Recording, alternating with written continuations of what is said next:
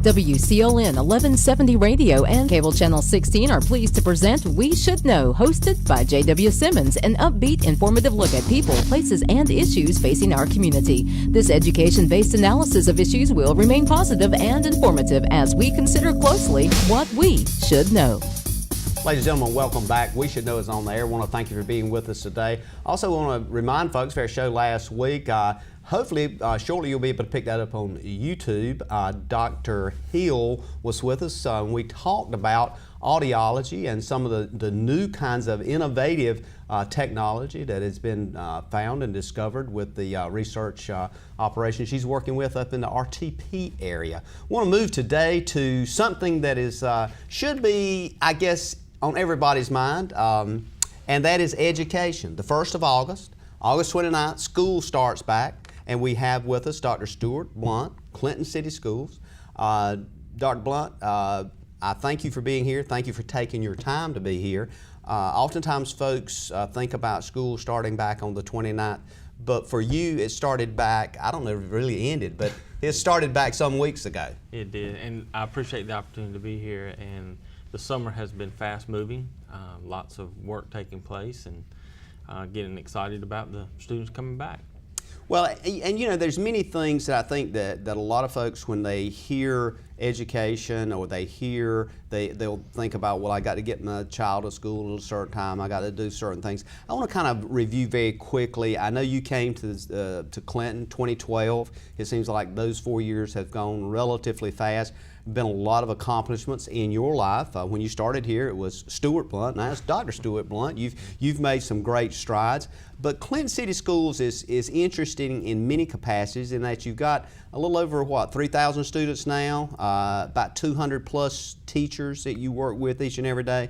And when I look at the number of schools, you got the high school, middle school, 3 elementary schools, and how, when you look at that and you sit back and think, what do I have to deal with, what's one of the first things that strikes your mind?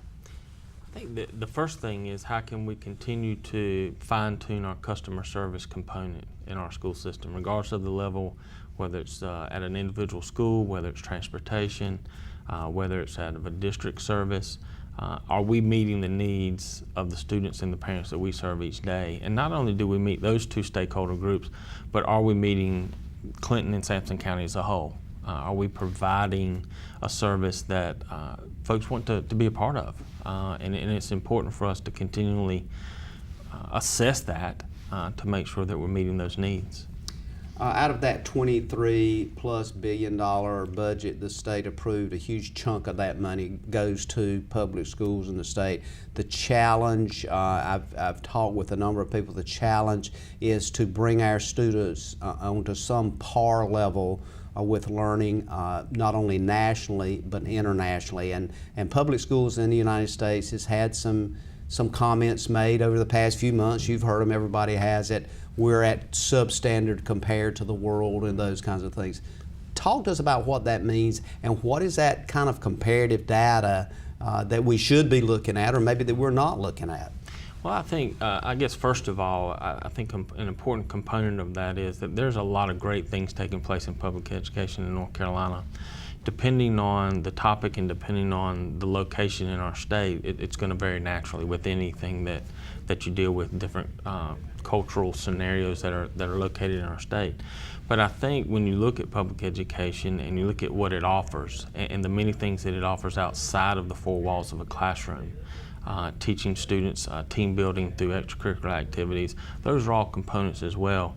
When you look at a budgetary, and lots of things are driven by the budget, but we try to ensure that regardless of what our budget is, that we fine-tune our budget and our fiscal management to ensure that alignment of instructional practices are there. And not only when students enter kindergarten, but with our pre-K program as well. The beginning level, prior to they get to the formal kindergarten in the K-12 structure, that pre-K is so important. And I believe that those scenarios and what parents provide and answering those questions for parents is important and vital. And I think many times, because public education is a public entity, we are the target, in many situations. Sometimes that is self-inflicted target, and I'll be the first to admit that many times we do things and things are perceived that come out of public education that don't help us in trying to strive for excellence. So we continually try to look at processes and do things of that nature to make sure that the message coming out is public education is a great entity in our state. It provides a tremendous amount of resources for our students and our communities. One of the things I like to look at when we talk about it, and of course we're kind of big picture items here, is the whole governance of school systems on the local level. And for the Clinton City Schools is the city council and then the school board, which both of these entities are elected officials. The school board actually appoints you as a person that oversees the administration operation of those schools. The question would be, and oftentimes I want to call people's names out, and I'm thinking, well, I don't really want to put a target on anybody's back, but how important is it for you, for people to be communicating with their local school board members, concerns, questions, obviously with you, but how important is it for school board members not only to anticipate that, but do they expect that? I think so. I think they're a vital component to the communication aspect in public education. Our elected board officials, our elected school board members provide a snapshot and a different look from the public's perception of services that are being provided. Our community does contact and has conversations with board members, and I think that's instrumental to improve our district. Sometimes when you have that, to make sure that if a concern is issued, making sure that it gets to the proper channel to address the issue before the issue gets passed along. It's like the old, you're in a room and you play the game where you start with one story and you tell this person, and by the time it gets to the 30th person, you're nowhere near. So I think the more we can fine-tune when community members have concerns, and if they feel comfortable speaking with school board members or school principals, I'm a firm believer that the closer you can get that concern to where the concern started, your success rate of solving that issue or that concern is much greater. So we do have processes in place where if a community member has an issue that may be district-wide, it may not be their child, it may be just something they have a question of. I think that's an important role that our school board members play, because they see the bigger picture and the global picture, as you mentioned, but the global picture of where we're trying to go and trying to move along. So I think they're a vital component to that. And open and honest communication is the only way, because when you only communicate half of an issue or half of a concern, then you may have folks trying to solve a problem that they don't have all the facts to. So I think that two-way communication is so important.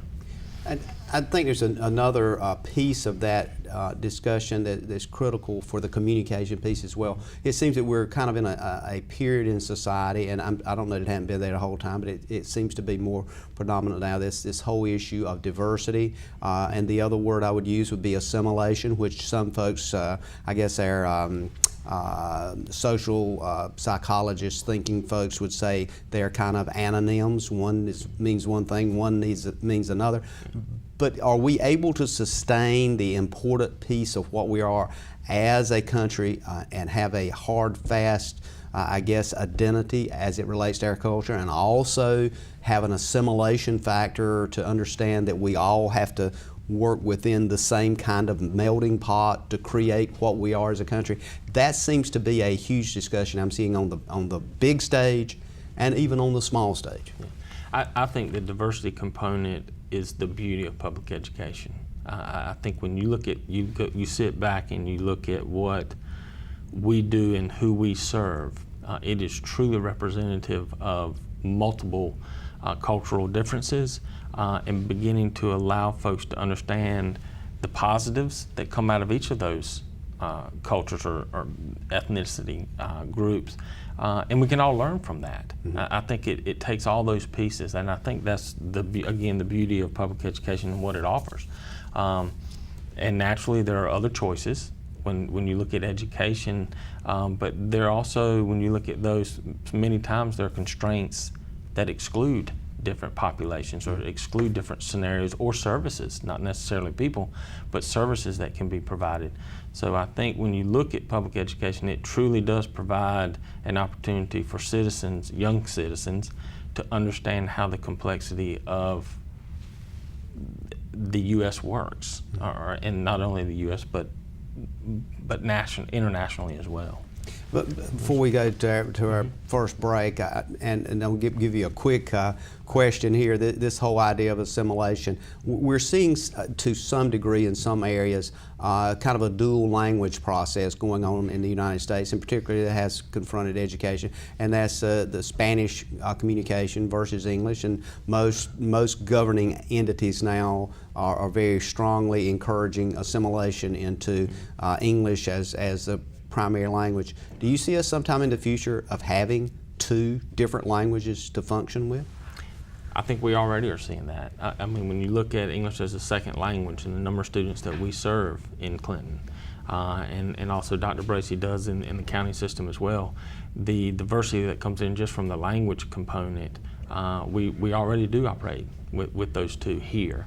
And again, I think that opens doors for those who come in that English is not their primary language, and it opens doors for those who have English as a primary language to learn a new language.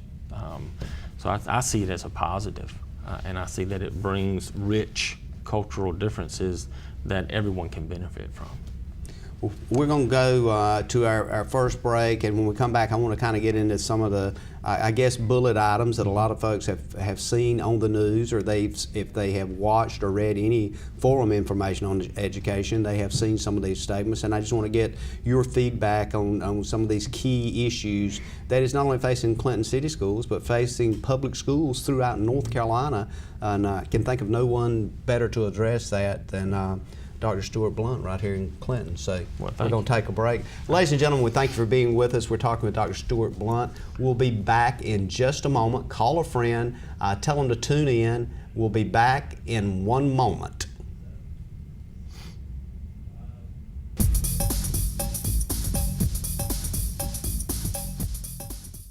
You're out for an evening on the town. Finally a chance to relax and forget that you left your front door completely unlocked.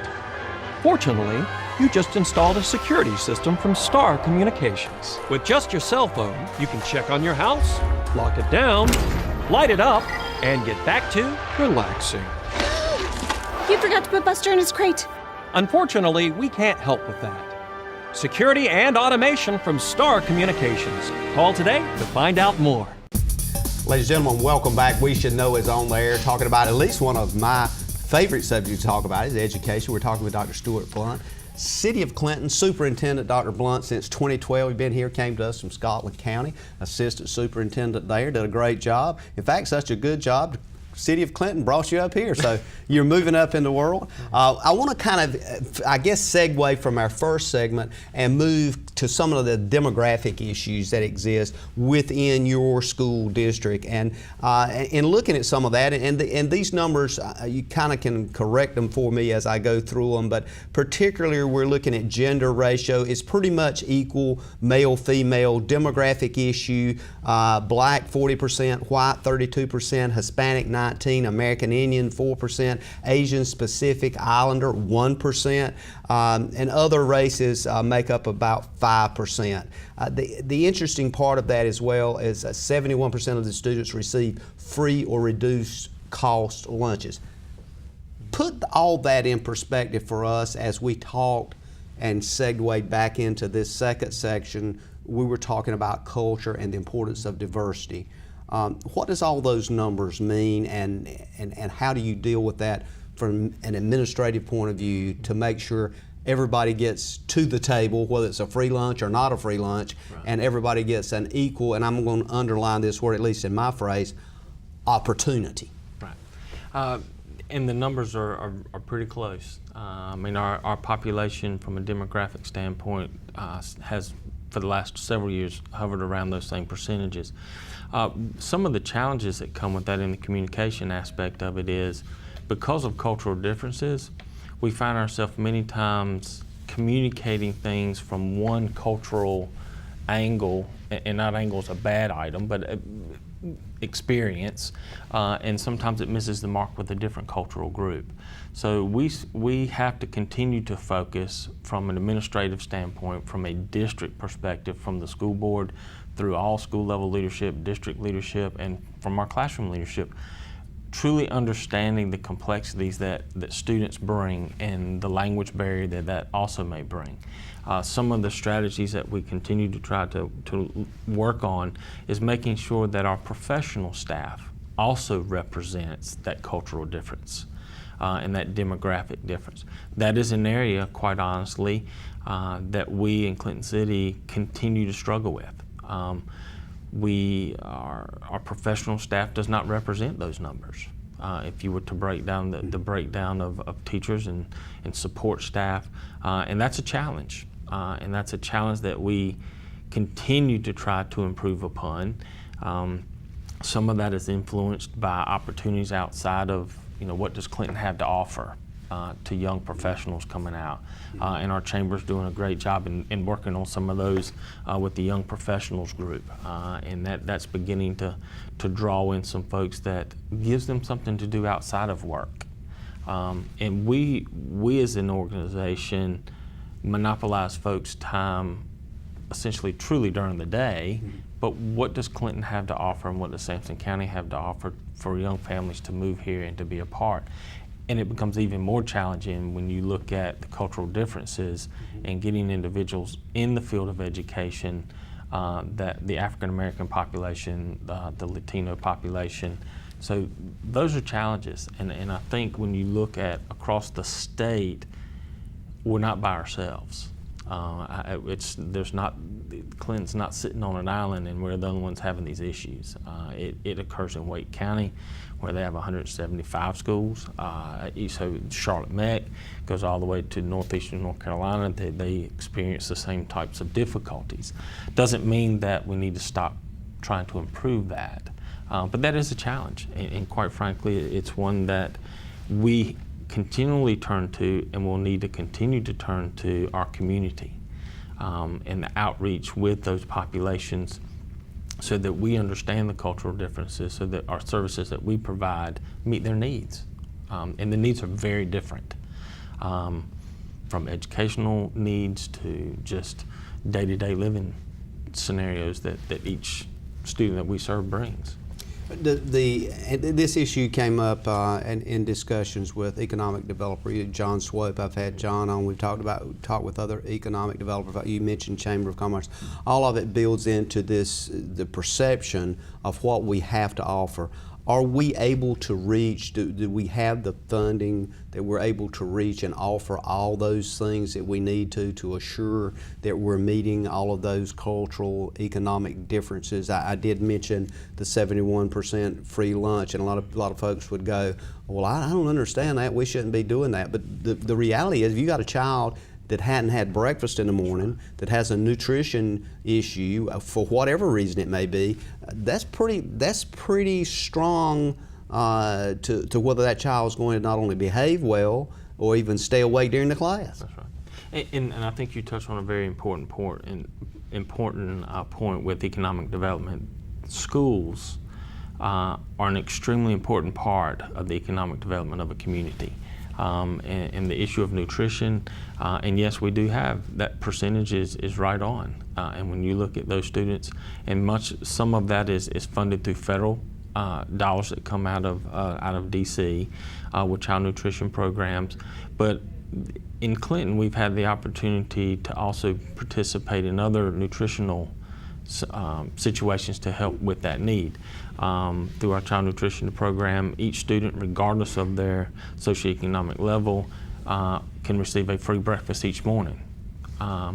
In addition to that, we do backpack buddies through partnerships with civic groups and religious organizations, so that meals are packed on Friday to send home with students who are in need of food over the weekend. And the point that you bring up about if a student's going to learn, you have safety and you have the nutritional value. If you don't meet, and there are many other basic needs naturally, but when you look at those two, if their stomach's growling, they're not focusing on vocabulary. If they come to school and don't feel safe, then again, that takes away from the educational component of focusing on what the lesson may be.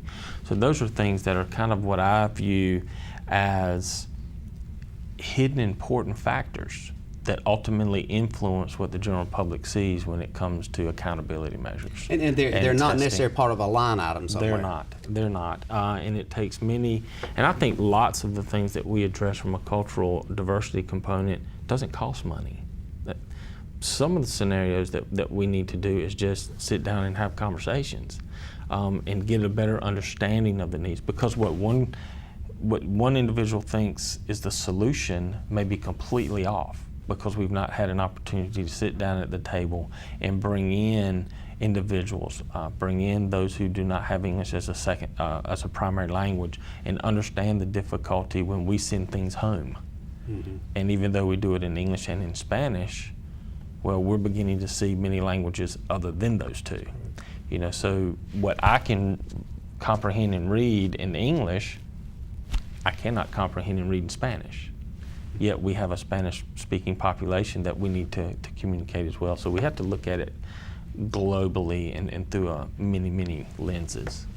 You lead a what some would consider a smaller school system in North Carolina, but to some degree, as you pointed out, it's somewhat typical when especially if you look at rural North Carolina. Are small systems better apt and I guess better equipped to sit down and have those conversations with communities than the larger school systems like Wake, Greensboro, Charlotte, and those kinds of places, simply because the size is smaller and the connectivity is, I mean, you're going to see somebody either at church or a grocery store or something. Are we in a better position to do that? I do. I do firmly believe that those bring benefits that larger school systems do not have the ability to do. Not that is not a focus of theirs. Mm-hmm. And larger school systems do have pockets of focus groups or advisory groups, but it's tremendous to be able to, as you mentioned, if you're going to church or if you're going to go to the Piggly Wiggly, you're going to go to the Food Line, you're going to go somewhere, mm-hmm. you're going to see folks and they see you. I think that builds that relationship, and I think when you look at the educational arena and you have elected school board members who are in a small town and people feel comfortable talking with them and people feel comfortable talking to the principal because they see the principal cutting their grass. Mm-hmm. when they ride through a neighborhood, or they see the principal at a local hardware store buying nails because he or she's working on a project at home. It makes a personal touch that I think many times in larger school systems, they miss that benefit. Now with that, and when you look at small systems versus large systems, many times preconceived notions and traditional biases come into play in a small system, and sometimes systematic change is more difficult. Even though the systematic change is a necessary path to improve educational services for students, smaller towns, smaller close-knit towns, you end up with, it was like this when I went to school 50 years ago, then it should be this way now. But the educational component has changed so rapidly over that time span and even quicker recently. Those are some challenges because sometimes systematic change is necessary to maintain the level of competitiveness at the state level, competitiveness at the global level. So those are some challenges. Preference, I'd rather know the people I work with every day on a much more somewhat professional, personal note than to work in a vast system where everybody's a number or they're just a position and you don't get to know people.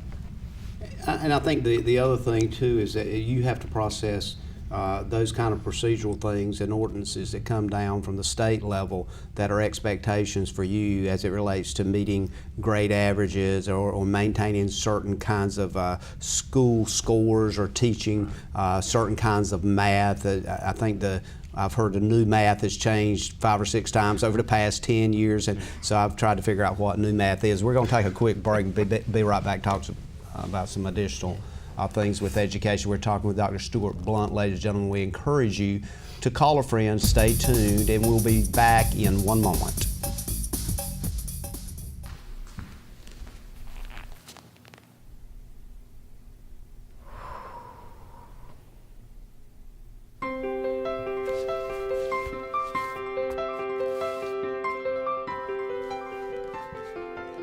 Whether it's video, voice, internet, or cellular, Star Communications connects you to the things you love.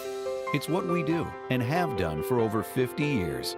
Star Communications, your local technology company. Ladies and gentlemen, welcome back. I want to thank all those folks at WCLN Radio that mentions this show each and every week. It actually helps us market We Should Know, that comes to you from Star Communications Channel 16 from the studio here at Star Telephone. Also, want to mention Tommy the Fly. Want to mention Robert Stroud with the Boogie Shoes Radio Network. Want to mention the Morning Crew with the L-Man, Nolan Z and Grandpa. Wayne Weeks with the Gospel Hour. And of course, Nicole that introduces this show each week and does something called the Country Store at the radio station. And we appreciate those folks from other counties that actually have emailed us and contacted us and had commentary. Continue to send your requests or observations, if you'd like, to our email address, weshouldknowedu@gmail.com, weshouldknowedu@gmail.com, and continue to dial in on Saturday afternoon to Robert Stroud with the Boogie Shoes Radio Network and relax and enjoy some of those songs that you've heard many times back 20, 30 years ago. We've got with us today Superintendent Dr. Stuart Blunt. Stuart, as we went off air and on break, we were talking about an issue that, and I've got so many, I know we're not going to cover everything today, but one of the things that we've transitioned to, certainly in my lifetime, and probably it seems to go so fast, probably a lot of it in your lifetime, is this entire technology piece. A bill in the legislature, as I recall, was in 2013. I don't remember the exact number off the top of my head. I should, but it talked about having tablets and technology available for reading books by 2017. And you may recall that. Yeah. Is that realistic, and are we headed in that direction? We are headed in that direction. The explosion of technology and the devices and what that brings to the educational classroom has changed very rapidly and very, very quickly.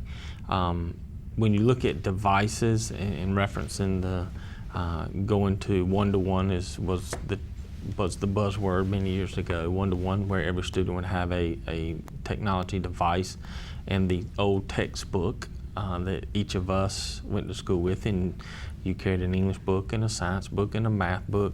And you had a big bag on your back. Big bag on your back. We are in education moving away from that, and it's becoming much more digital. It's a digital learning environment.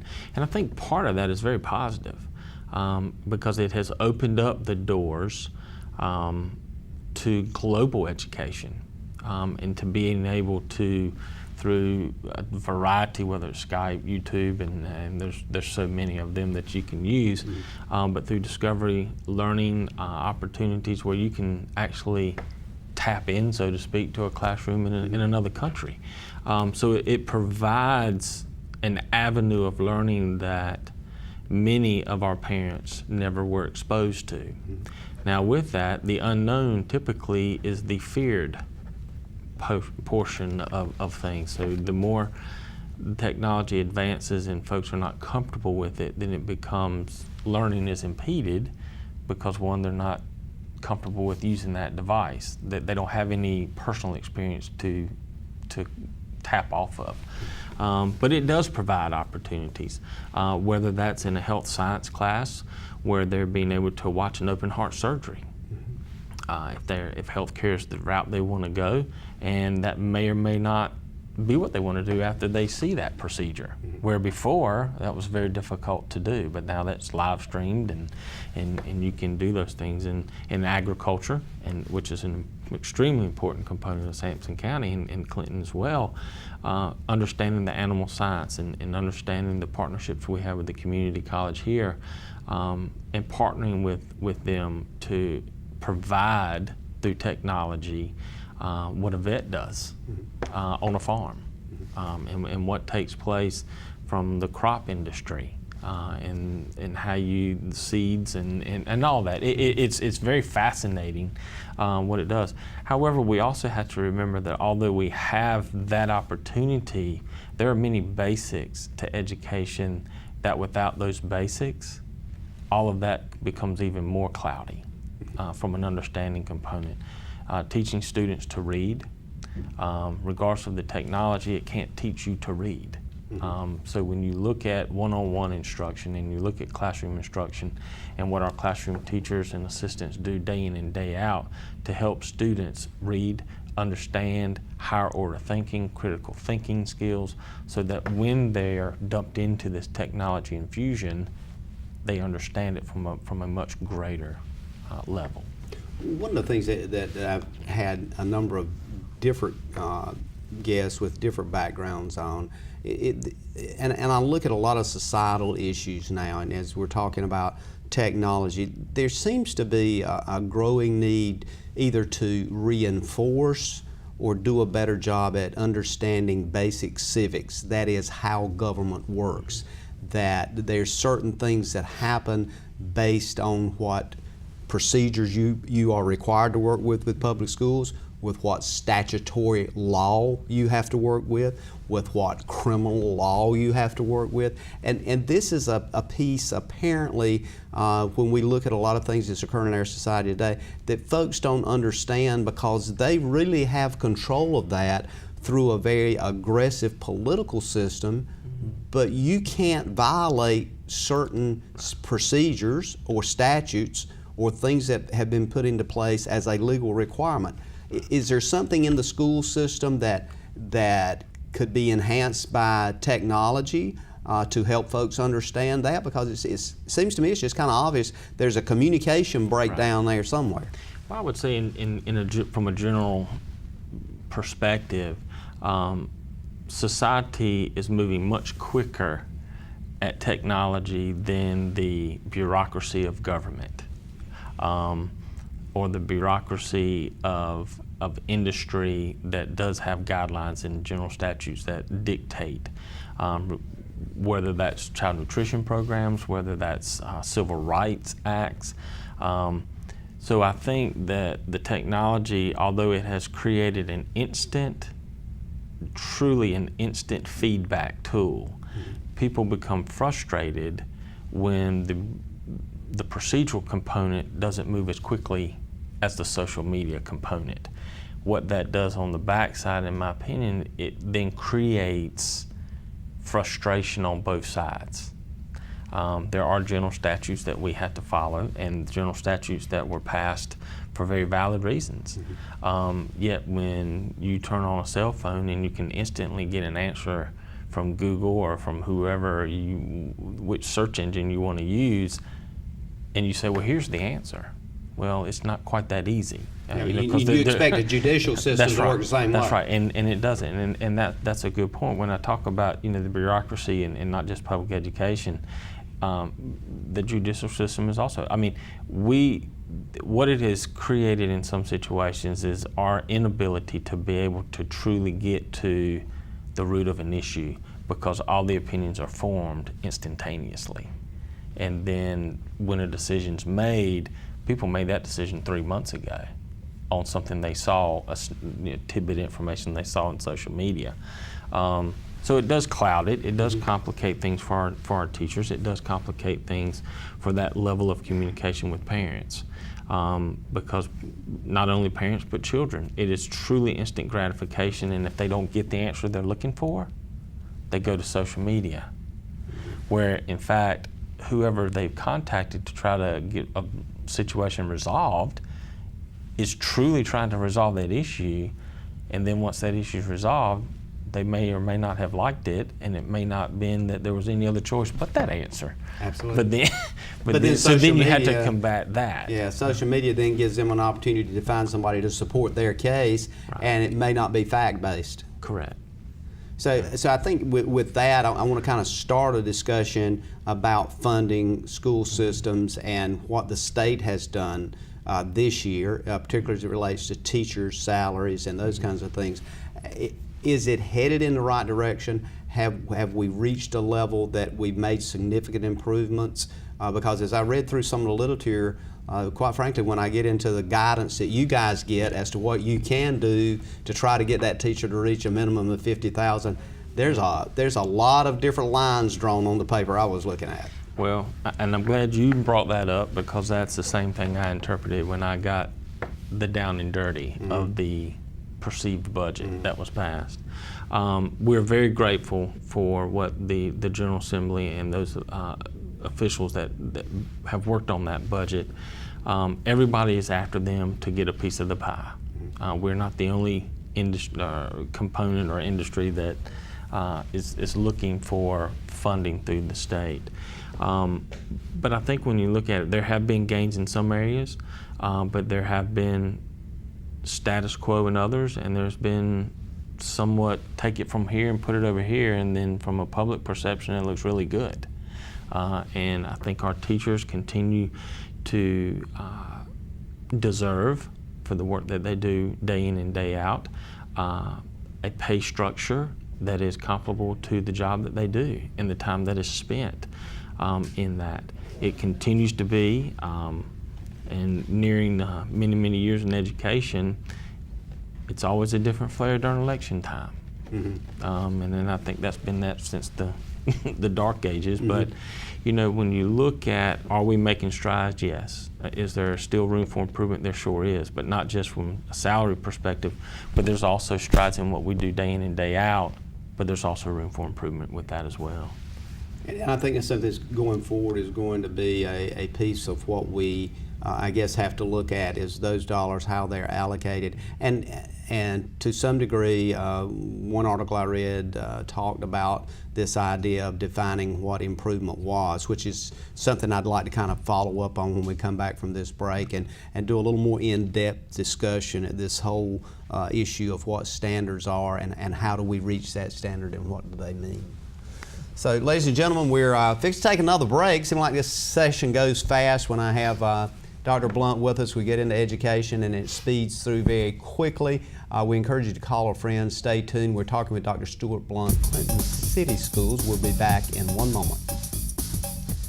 Give me a home where no burglar can roam, where my kids and their pets safely play. With security by Star, I can check in from afar, hit the lights, lock the door, night or day. Really? Yeah. I can see my cameras, switch the lights, lock the doors, set the alarm, all from my phone. Their prices are right, my home's locked up tight, Star Security makes me feel great. Ladies and gentlemen, welcome back. Thank you for being with us today. The name of the show is We Should Know. Each and every Tuesday at 2:30, WCLN Radio, Star Communications, Channel 16. We're pleased to bring you what we hope and we intend to try to bring you is some information and education that will improve your life or give you some information that will make your life better. Today we're talking with none other than Dr. Stuart Blunt, Clinton City School Superintendent. Dr. Blunt, we were talking about a number of issues as we went to our break a while ago, and this whole issue of standards in schools and how people compare that, and are people that go to the city schools getting a better education than the people to go to the county schools, or there's the counties in the eastern part of the state and rural areas less adequate than some of the schools in the more urban populated areas, and I'll call names: Charlotte, Greensboro, Guilford County, those areas, Wake County. Give us some idea on that, because we've seen in the media certain schools that the state has even looked at and considered taking away from the public system and putting into a private system to try to bring them up to, quote, standard. Talk to us about what standard is and what we're looking at. Well, I think when you look at accountability and look at standards, there has to be an agreement of, if you spend a year an academic year in a classroom, what is it exactly you're expected to learn by 180 days? Those standards have to be very clear cut, and there has to be some uniformity regardless of where we are in the state. And we have that in North Carolina. I mean, we do have a statewide standard course of study that our teachers must follow. When you look at what those standards are, then the variables come into play. Location in our state creates some issues with achieving those standards. When you look at the economic, as we touched on a little earlier, the economic development in certain parts, unfortunately, money is tied to resources for children. And when you have an area that is decimated from an economic standpoint, then truly the only funding they're going to receive is what is coming out of taxpayers' money from the state level. So if you don't have a strong local economy, which then also puts money back in a public school system, then those children are already becoming behind the eight ball, so to speak. Where in much larger metropolitan areas or bigger cities, they have a greater financial investment and opportunities in education. But regardless, whether you're on the eastern side of the state or the western part of the state or anywhere in between, what third graders are supposed to learn by the end of third grade is the same. The resources do vary, again, as it's tied to economic opportunities. And we're very fortunate, I believe, in Clinton. We have a community that is truly behind public education and truly behind what it has to offer. And with us being a city school system, the citizens in Clinton truly do believe in their school system, and we are provided a different set of resources, financial resources, that we are very fortunate to have that many other systems do not have. And we try to maximize those resources to provide opportunities for our students that otherwise they would not receive. When you look at and you use the word resources, and from where you're sitting with the city school system, where is one of those areas that you see lack of the resources that you would like to see more emphasis on, either by state funds or local funds, or I don't know, maybe somebody comes in and gives you a grant or something? Where do we need to look at as far as funding? Because I think, and the reason I asked that question is because I think, as we talked about in the beginning, to some degree it's representatives of rural systems throughout eastern North Carolina particularly. There's things that just need to be done that, as you pointed out, state funds are not supplying. I think from a big picture perspective, that the local impact that it has on education provides opportunities for students hopefully to come back to their hometown and to reinvest in what was invested in them. And I think that's, again, is where the economic component is tied in. Again, I think and I don't know if you're asking kind of a wish list of types of things. Because we talked a little bit about, I was reading, I'm not sure what county, so I won't call the name, had actually supplied their students with a laptop or a device that I think it was a laptop or a tablet one they could actually take home with them. Right. Which I thought, wow, that's pretty strong, because you're looking $300, $400, $500. They could actually take it home. But it was to supplement the fact that we're not going to have to buy so many books. So that's the kind of thing I was kind of seeing, if there's some kind of panacea points that you thought we needed to consider in this area. And I think in rural America, I think access to the internet and to the global economy and opportunities is important. And we have many partners that do that, that provide internet access for students who may live in a remote area. Some of the things that we're looking at right now, very infancy stage, so I mean it's just informal conversations at this point. There are many afternoons that we put children who participate in extracurricular activities on the activity bus, and they may have to ride an hour and a half, 2 hours. What a great opportunity to put a Wi-Fi device on that bus so they could have access through a device. So they maximize their time and the things that would expose them to. When you look at trying to connect our students and our parents. There are some systems who have followed that same concept where they may have a internet accessible device or on a bus, and they park it in areas that do not have that capability, so that the general public can then have access from a technology standpoint. So I think when you look at what local communities can do, what school systems or corporations or businesses, investing in the continuation of an infrastructure that will provide opportunities for students outside of public education. The public education is, as I look pre-K to 12, we have a large task, and that task is to prepare students for a career that doesn't exist today. When you look at our 5-year-olds that come into kindergarten, and I don't have a crystal ball, but I can assure you with some great consistency and percentage that 13 years down the road, what is available in jobs in the market now will not be there in 13 years.